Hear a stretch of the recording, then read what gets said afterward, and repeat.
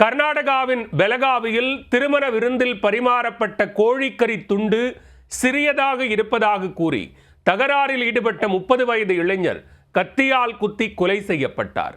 கோழிக்கறி துண்டிற்காக அரங்கேறிய கொலையின் பின்னணி என்ன?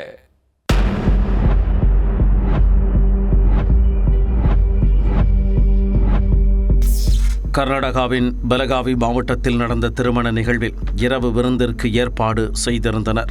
அவ்விருந்தில் சுட சுட கறிக்குழம்பு, பொரித்த கோழிக்கறி துண்டும் பரிமாறப்பட்டன. அப்போது பந்தியில் அமர்ந்து சாப்பிட தயாரான வினோத் என்பவருக்கு சூடான சோற்றை இலையில் பரிமாறி கறிக்குழம்பு ஊற்றி கோழிக்கறி துண்டை வைத்தனர்.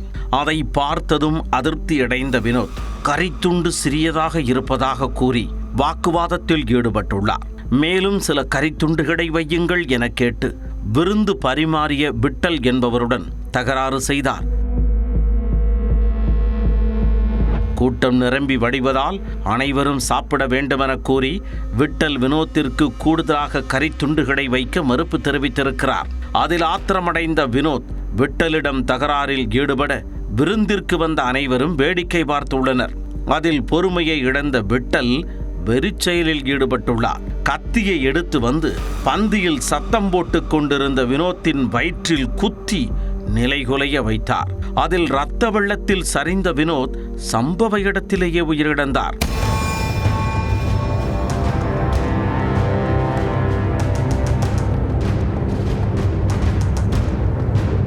அதை பார்த்ததும் விருந்திற்கு வந்தவர்கள் கோழிக்கறியாவது கறிக்குழம்பாவது என்று தலைதெறிக்க ஓடினர்.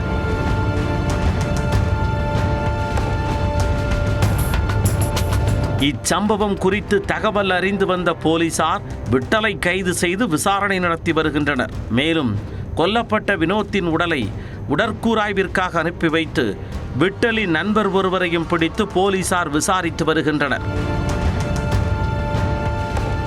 திருமண விருந்தில் பரிமாறப்பட்ட கோழிக்கறி துண்டு சிறியதாக இருப்பதாக கூறி தகராறில் ஈடுபட்ட 30 வயது இளைஞர் கத்தியால் குத்தி கொலை செய்யப்பட்ட சம்பவம் கர்நாடகாவில் பெரும் பரபரப்பை ஏற்படுத்தியுள்ளது.